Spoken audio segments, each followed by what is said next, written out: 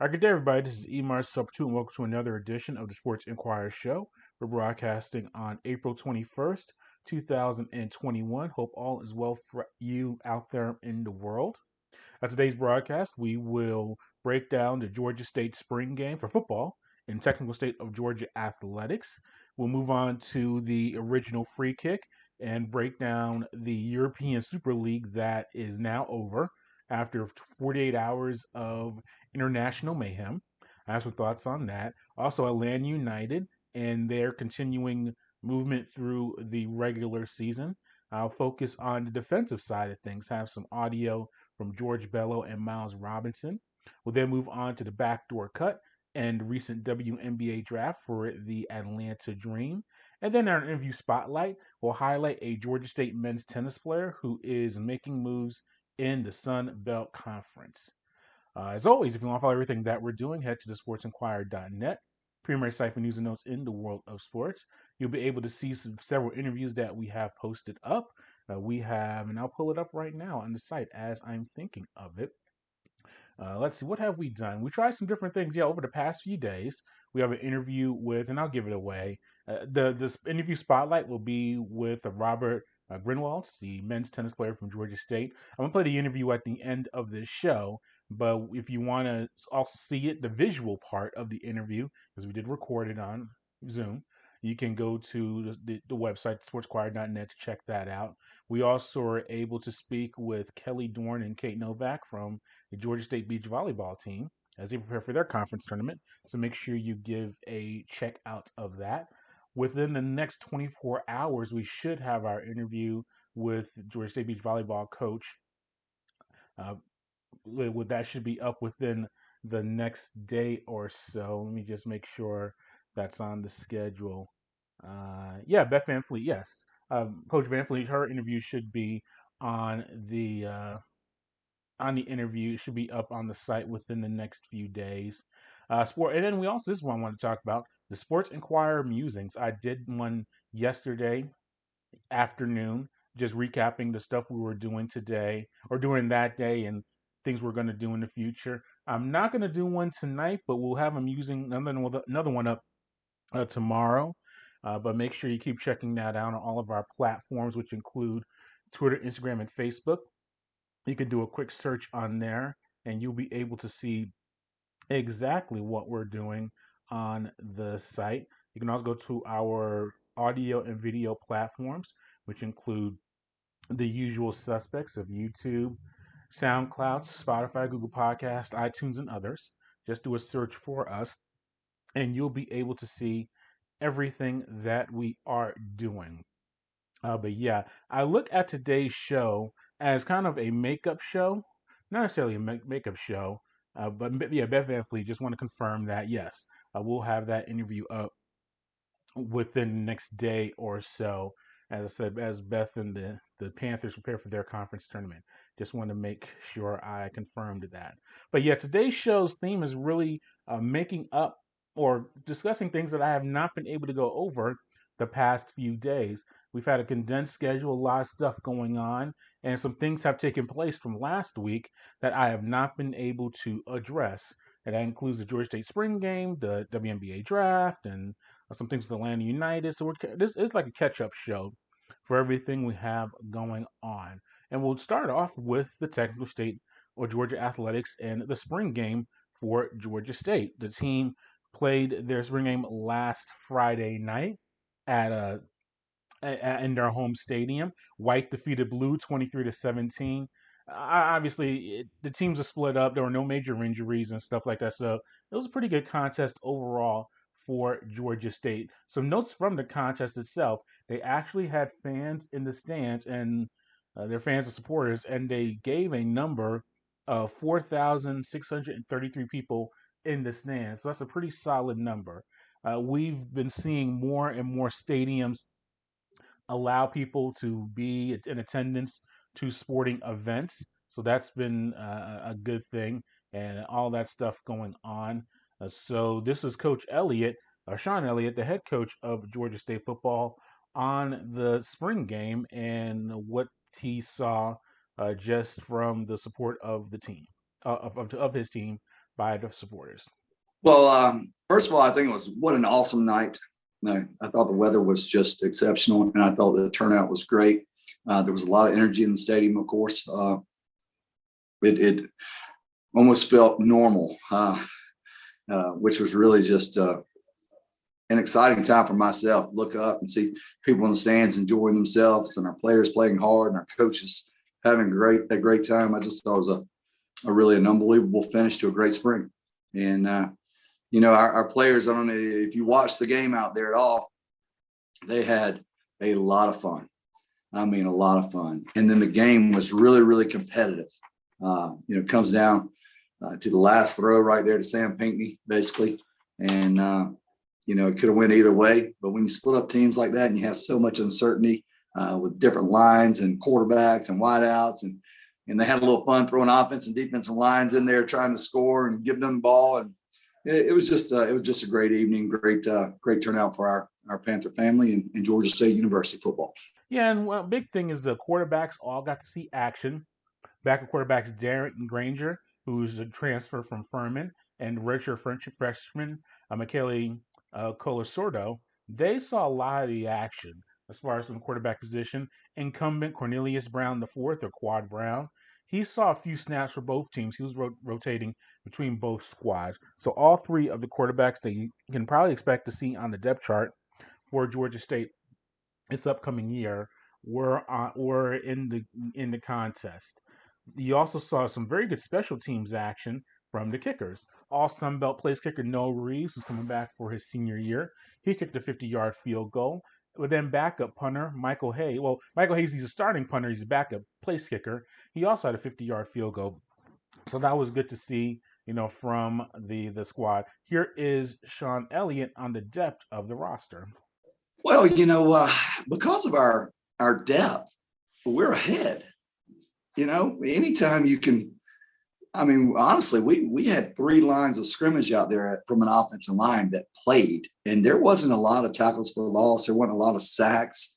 That's a huge, huge accomplishment. I've been through springs where you put that second group in there and watch out. I mean, just the bullets flying everywhere. Quarterbacks can't throw the ball. The running backs getting killed in the backfield. And, man, we go 1, 2, 3 and move right along. That's the same thing with us defensively.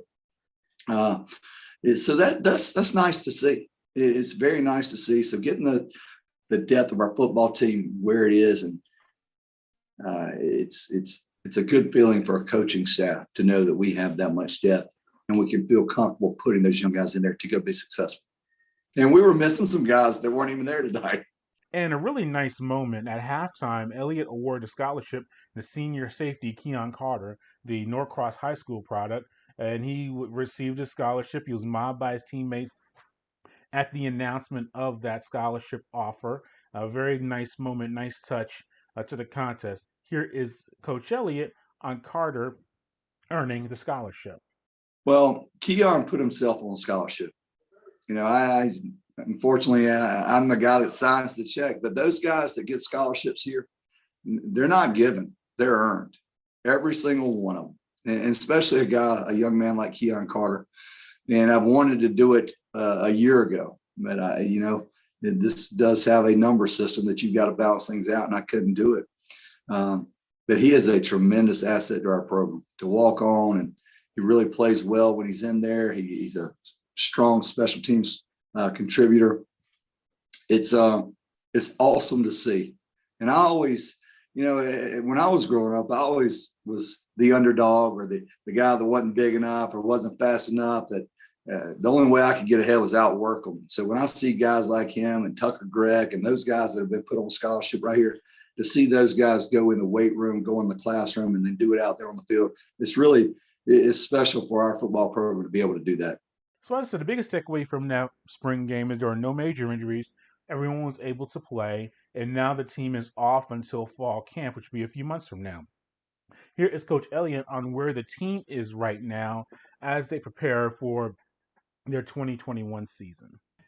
Yeah, I think they are. I think our team, I think our staff, I think our mindset, the overall program is very close to where I think we need to be, or where we think we need to be.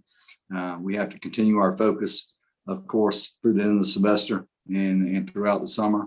But, I think we have a chance to be pretty good. I really do. Well, I mean, basically every position was, every returning starter basically was coming back. So our focus was really on getting our true freshmen that came in, our redshirt freshmen, those that are going to be the future of Georgia State football, getting quality reps for those guys.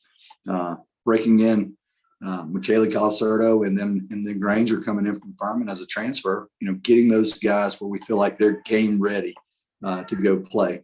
And after watching tonight, and I know it started off a little slow, but I feel very confident in all three of the quarterbacks that we have. I really do. I think all three can go lead our football team.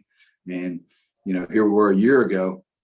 We really had one. And so now we've got three guys that we feel like can go lead our offense in scoring drives. So that's a huge accomplishment. Yeah, so we'll be checking that out and making sure everything is going on there as far as the season once that starts up in the next few months. Let's move on to the original free kick and some thoughts on professional soccer. On our last show, I did a really big breakdown. I'll repost it on the site or on our social media platforms, breaking down the European Super League that was proposed, which included 6 teams from the English Premier League, I believe 3 from Serie A, Italy. I know the Milan teams, AC Milan, Inter Milan, Juventus, as well as 3 of the Spanish teams in Barcelona, Atletico Madrid, and Real Madrid. And it was the league that was going to pretty much separate themselves from their domestic leagues in their respective countries, form their own league, never have relegation, and really pocket all of the profits. So in essence, you had the 6 teams from the English Premier League, which were Manchester City, Manchester United, Chelsea, Arsenal, Tottenham, and Liverpool. Got it right. That by memory. So all those 6 teams, instead of having to be in a league and share with some maybe lower revenue teams, like your Burnleys, your West Hams, and no disrespect to those teams, but the West Broms, these are currently EPL teams. They'll just form their own league and really share in the bigger amount of profits. I have never seen universal dislike or hatred for a proposed sports league than this. I saw diatribes from guys and from Gary Neville or and Phil Neville and from Rio Ferdinand. And these are legends of Manchester United and Liverpool, respectively, for their squads. And for those are Manchester guys, but still, guys who are absolutely livid and speaking disapproval of their own franchises.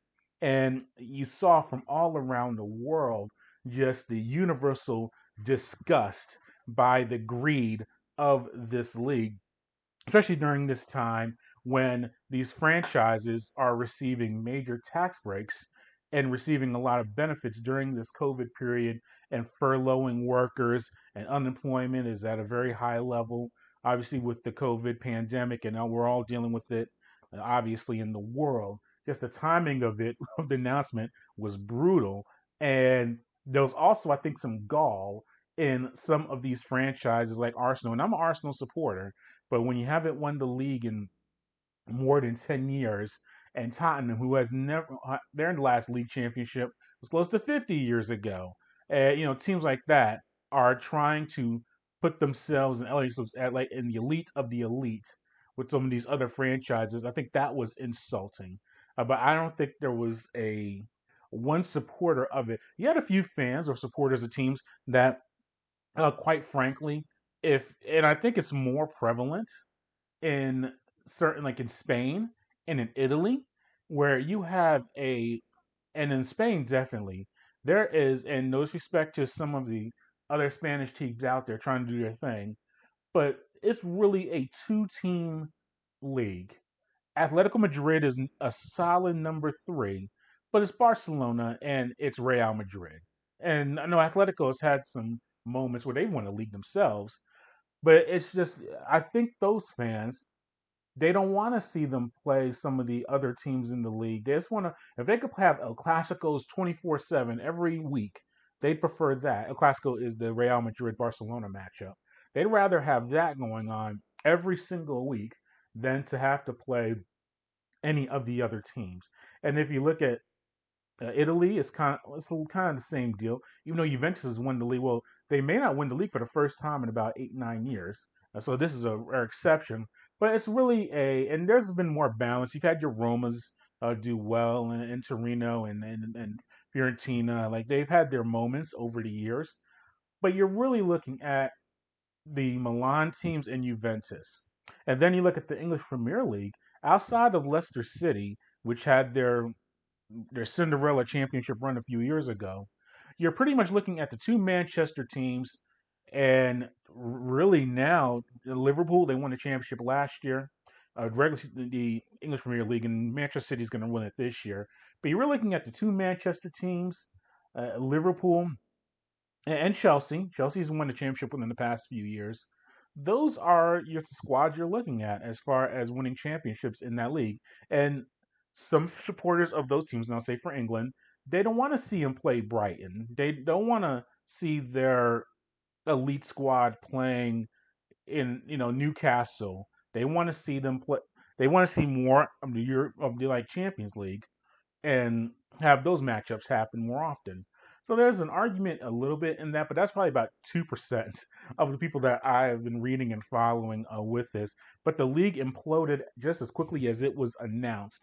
And one thing you may see, I don't know how they're going to do it, is you're seeing the FA, the Football Association, the governing body, at least in England, or as far as that soccer league, professional soccer league, they are looking to maybe put down sanctions on those teams, those six squads that were proposed in that European Super League. As I said, I don't know what you can really do. I don't know if I guess you could find them, but these are billionaire franchises. A $67,000 or pound fine, it really isn't going to do much. I don't know if you can really dock points. I don't know what the discipline will be, but I know they want to make sure that they're very careful with that discipline because while you may be frustrated with those six English franchises, those are six of your bigger franchises, at least generating revenue. So there is a point of you don't really want to insult them too much, but you may want to send a message. We'll be following that as it takes place. One team that we have been following quite a bit is Atlanta United, who have posted 3 consecutive shutouts in their first 3 matches of the season. Remember, they played 2 matches against Alajuelense in the CONCACAF Champions League, and they had a shutout in their match at Orlando City in their MLS regular season opener last Saturday on April 17th. And a big part of that has been the approach to the team by new manager Gabriel Heinze. Here is defender George Bello on Heinze's early impact on the team. Yeah, I'm liking him a lot. I feel like the chemistry is definitely there with him and the rest of the team. He definitely will bring the best out of you, and his energy he brings and the passion he brings to the game, I feel like it correlates to us when we play. And at halftime, he was just asking me if I was okay. I got hit in the head, and I told him I was good. He said, "Just keep going, keep fighting. We're gonna win this game." So just that mentality of him having that winning mentality and him just bringing that passion that he has for the game to us, I think is just really good for all of us. And I'm really interested to see how the relationship goes throughout the season, and I'm really excited. And Bello's been a big factor for the team playing as a defenseman in the wing. Here is Bello discussing his playing different spots in a defensive rotation. Yeah, I mean, that's the way Coach Heinze likes to play, which I think everyone's on board with it. He likes to have a fluid team, if you know what I mean. Like, say someone's not in the position, he doesn't care what position you are. You need to cover his back, the position that your teammate left. So just like switching in and out positions is not really a problem at all. And I think it really suits our team very well. So, I mean, yeah, if the ball's over there at the other side, he gives me the goal light to just go inside and I can play as maybe like a 6. And as the ball rotates, get back to my normal position. So, I mean, I think it's really good for me and Brooks, honestly. I mean, it gives us more variety. It makes us more versatile to be playing in different positions like that. So I think it's really good to the team. It's going to really work once we keep on improving, keep on playing with each other, and keep on building that chemistry together. So, yeah, I mean, I really like it. Now, what we have seen early in the season our opponents are attacking Bello on the right side as he's defending. Here's Bello on teams really looking to attack his side of the field during contests. Yeah, I mean, I take it as a challenge. I love challenges. So, I mean, I know I'm still young and teams may try to play towards my side or whatnot, but I don't really look at it as that. I look at it as the game of soccer. I'm going to play no matter how the other teams play. I'm going to play my game. So, I mean, like I said, as each game comes, I'm going to keep getting experience, keep knowing what to do in specific parts of the field and stuff like that. So I wouldn't look at it as any down kind of thing. Like I said, I look at it as a challenge and a challenge that I'm ready to face at all times. So it doesn't really bother me at all. And like I said, I'm just excited for myself, for the team, and looking forward to just keep growing as a player on and off the field. And lastly, here's Miles Robinson, another defender for Atlanta United, on his defensive partnership. We've seen him play alongside Bello and new player Santiago Sosa in that back line. Here's Robinson on those defensive partnerships and how they're working through things together. Yeah, no, it's definitely been good so far. Yeah, having Santi next to me has been great. But it's, his positioning is, definitely based on the opponent as well. But yeah, it's been great, playing with him, getting to know him as a player, and as well as all the other guys. But we're definitely still learning, and it's definitely a long season. So we're just trying to grow every day. Yeah, and Atlanta United, they played their next contest on April 24th on Saturday at home against Chicago. It's the MLS home opener for the team, and you'll be keeping track of everything that's going on there. Another team that's getting a new start to their season, or at least they're wrapping up their offseason preparing for their year, are the Atlanta Dream. The Dream had the number 3 pick in the WNBA draft, which took place last week, and they selected Arizona guard Ari McDonald. She is, well, first of all, let's hear from Nicki Collen, the head coach of the Atlanta Dream, on the draft, and then we'll break down each of their 3 selections. So here's Nicki Collen opening thoughts on the WNBA draft. Yeah, I mean, I think, first of all, holy cow. I've been through, this is my 6th draft in the WNBA, and this was the most unpredictable draft I've quite frankly ever been a part of. We had a lot of fun in the war room here, seeing what teams were going to do and kind of team strategies were, and so I think with Ari, we were very much in a best available situation. We just really felt like, the combination of who she is, how she plays, the pace that she plays, the energy that she plays with, the defensive side of the ball. Everybody who knows me knows, as much as I value offense and want us to be good offensively, that, I have kind of a defensive mindset. And, so I think it was a little bit of everything with her. We certainly knew she was a great player. And we knew she was a great player before the NCAA tournament when the world realized how good she was. So this wasn't a recency bias where just the fact that she played well in the NCAA tournament impacted us. I watched her play in the Pac-12 tournament 2 years ago. My assistant Mike watched her a year ago. We just think she's a player that plays with energy, that can play at the pace that we want to play at, can defend the way we want to defend. And, looking long term, we just thought she was someone that can play with Kennedy, and can do a lot of different things on both sides of the ball. Yeah, so the first pick for Atlanta United, for the Atlanta Dream, was Ari McDonald, the guard from Arizona. She led Arizona to its first Final Four appearance this past year in 2021. She was the Pac-12 Player of the Year and Defensive Player of the Year this year. She's a 2-time All-American, averaged 21 points and 5 assists over 3 years with the Wildcats. Here is Collin on McDonald. Yeah, I mean, it's interesting. We had a lot of pre-draft conversations. This was a draft. I've told people a year ago, we very much zeroed in on needing a point guard and really focused on Ty Harris and Kennedy Carter.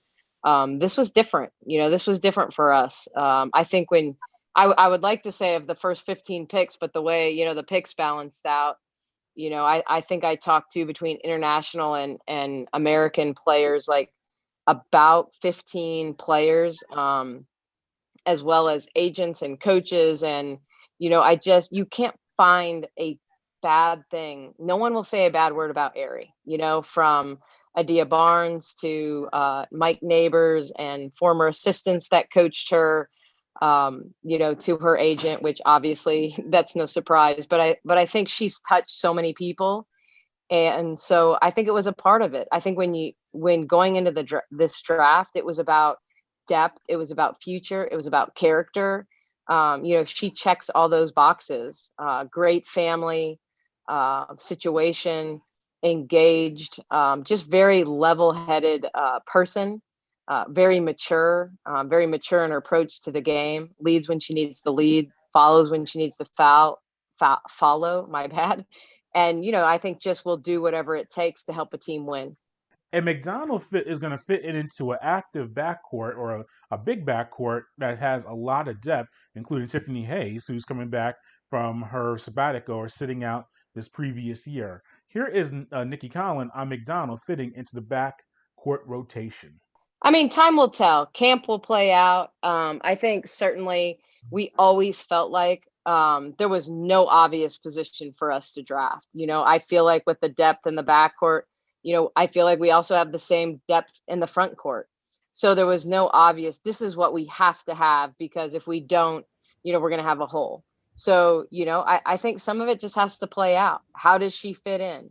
Is she just best in special situations? Is she going to come in and be someone that's so invaluable that she's going to get a lot of minutes early?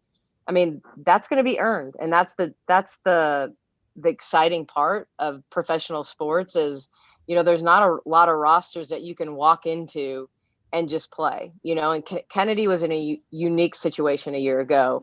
Not only in the fact that, we brought her in thinking she would challenge Renee Montgomery, but then with Renee opting out, kind of walking into that starting role. So that's not usual in this league. So she's going to have to earn her minutes. But we feel like when we look at, how this team plays, that she'll fit in, when we look at, knowing we have a lot of free agents a year from now, when you look at Strickland being a free agent and Hayes being a free agent and Courtney Williams being a free agent and Odyssey Sims being a free agent and Shatori Walker-Kimbrough being a free agent, like we had to build our backcourt, towards the future, not knowing with this new CBA, whether we were going to be able to keep everybody. So it's kind of a nod to the future, but I think she's one of those players that will do anything we ask of her. And so if it's to pick somebody up 94 feet from the basket and guard someone hard and be a gnat, she's going to do that. If we ask her to facilitate, she's going to facilitate.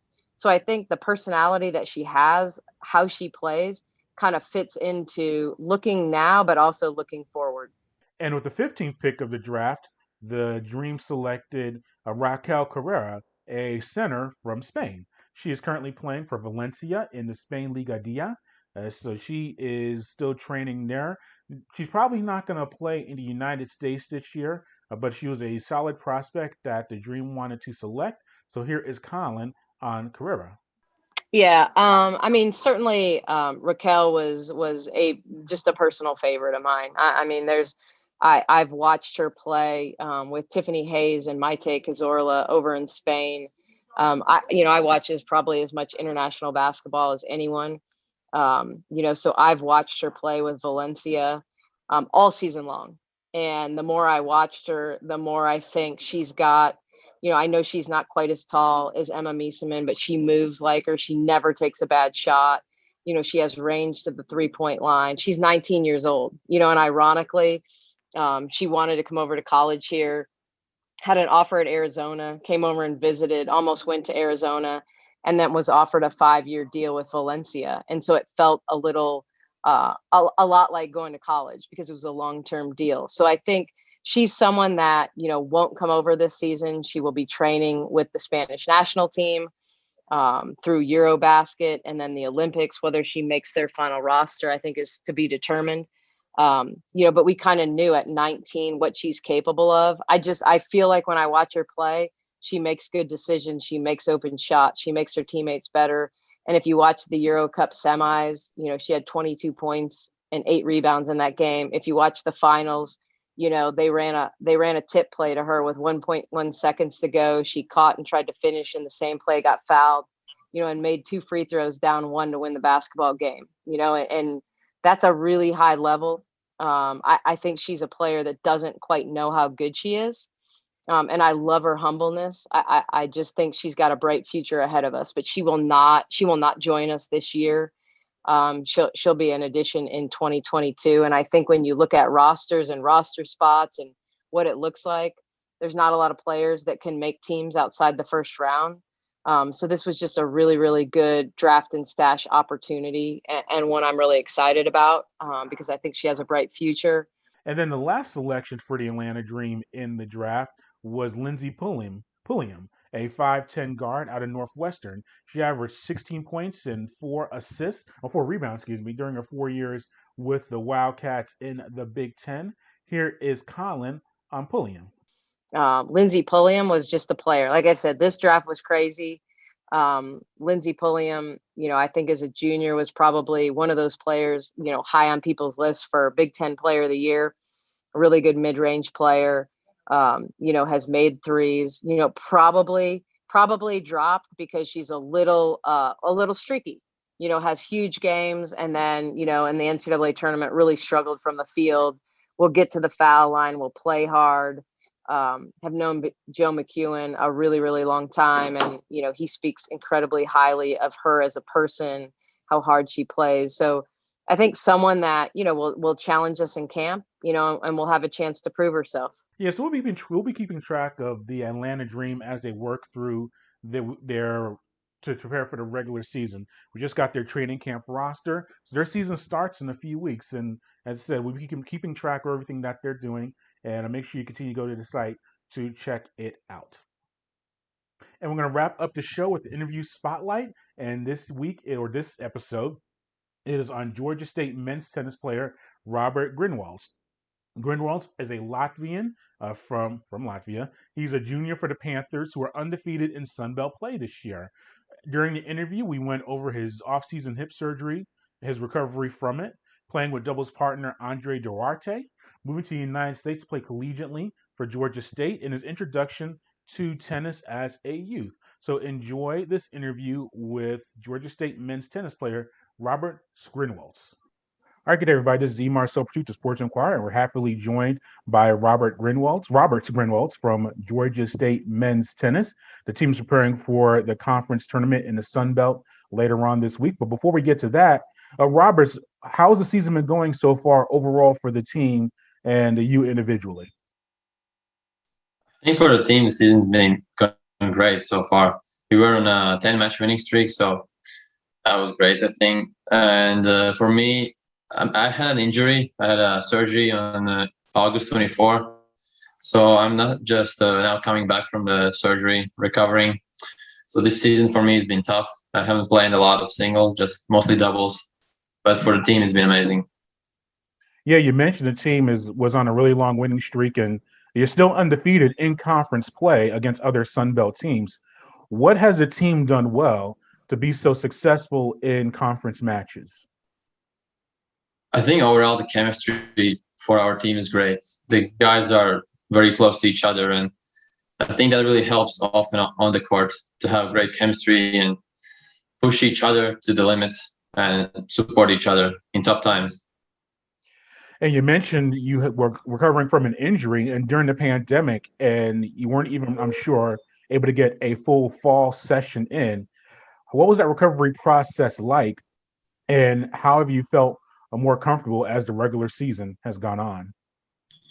Yeah, the recovery was pretty long. I mean, yeah, it was supposed to be for 3-4 months, I think. It was 3-4 months. And shout out to our athletic trainer, Austin Moore. He's been amazing. He's been helping me a lot, and without him, I wouldn't be here now. So it's been great. But the recovery process has been, I think, pretty successful because my hip is not hurting anymore. But my back is hurting now. I don't know if that's because of the surgery in my hip or that it's another reason, but the hip is fine now. Yeah, you mentioned you've been playing more doubles competition. You're 11-4 with your doubles partner, Andre Duarte. What's it like being a partner with him, and how do you guys get your symmetry together? How do you team well together to be successful as a unit? Yeah, the freshman year I came here, Coach Wolf put me together with Andre Duarte, and to be honest, from the first game we played, first match we played, I felt that there is great chemistry because we built a great friendship between us and on and off the court, and I think that really helps our chemistry. And on the court, it just feels like he knows what I'm gonna do, and I know what he's gonna do without telling each other the plan. So I think our success is in great chemistry and knowing each other very well. And now you're going to prepare. You have the conference tournament later on this week, and you're playing at home. In essence, how's the team doing as far as practices and preparations for the Sun Belt tournament? Yeah, the preparation has been tough because a lot of guys are banged up from matches past weekend. But we've been taking care of our bodies, going to treatment and taking some days off. But now we are back on track and we are preparing hard for the tournament. What about you individually? You're from Latvia. That's obviously you're an international student coming to the United States. What was the recruitment process like for you coming to the United States, and why did you choose to attend Georgia State? Yeah, it was a long process. I think it was like more than a year process of recruiting. And I had a lot of offers from other schools, but Georgia State stood out because of the scholarship they offered me and the city it is located in, Atlanta.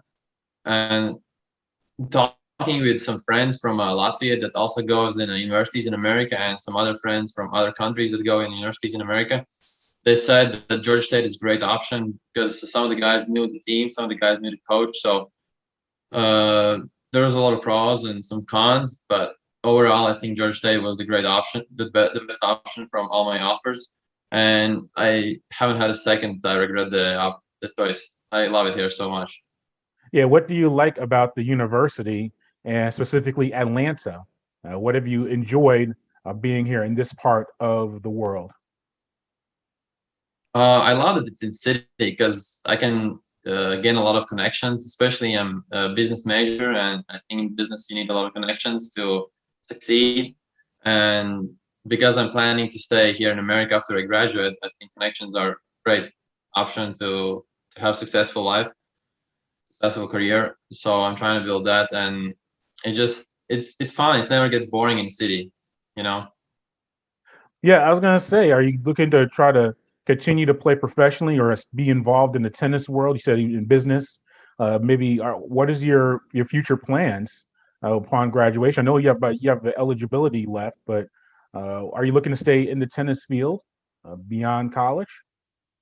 Lately, my opinion about staying in tennis field has changed because of my injuries.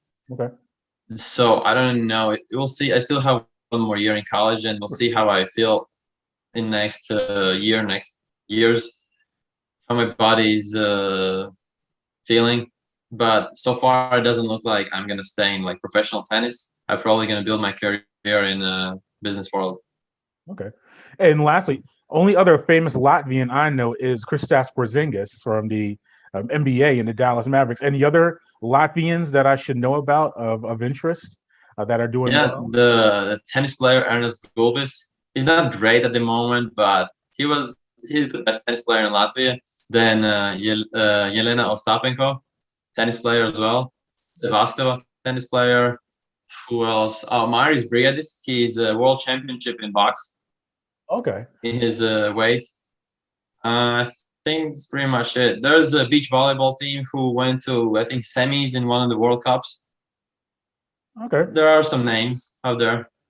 Yeah, but it sounds like tennis is a big sport in Latvia. Is that what you were attracted to at a young age? Just the 'cause you're mentioning other professionals. Is that really a national sport of interest in Latvia? Yeah, tennis is one of the national sports. Also, ice hockey is very popular in Latvia. We're huge ice hockey fans, and our team's pretty good as well. But tennis and ice hockey is probably one of the most known sports and popular sports. Did you want to play ice hockey, or was tennis always the sport of interest? It's a funny story. I actually started ice hockey when I was, I think, 4 years old. I started playing ice hockey for like 6 months. But I really didn't like the coach, and Oh, I said I never want to play ice hockey again. And my mom took me out of the trainings, and she put me in tennis lessons with my sister and brother. My sister and brother was around 10, 12 age when I was 4. So I just joined them for one summer. And after the summer, the coach said that she thinks that I have most potential of my brothers and sisters. So I should keep going. But so that's how I started. and we thank Robert once again for being a part of our program and joining us. It was really interesting to hear from him about his experiences in the United States and being a tennis player and famous Latvians in the world of sports. Yes, and the Panthers, they are going to be in the Sun Belt tournament this weekend. So we'll be, I know it sounds like a record, but we will be keeping track of everything that's going on with the Panthers as they move on through there. And thanks for listening to today's show and today's broadcast. As always, if you want to follow everything, go to thesportsinquirer.net. You can follow us on our social media platforms on Twitter, Instagram, and Facebook under Sports Inquirer. That's all one word. And then finally, subscribe to us on YouTube, SoundCloud, Spotify, Google Podcast, iTunes, wherever you get your audio and video content. Until next time, good fight, good night, be safe.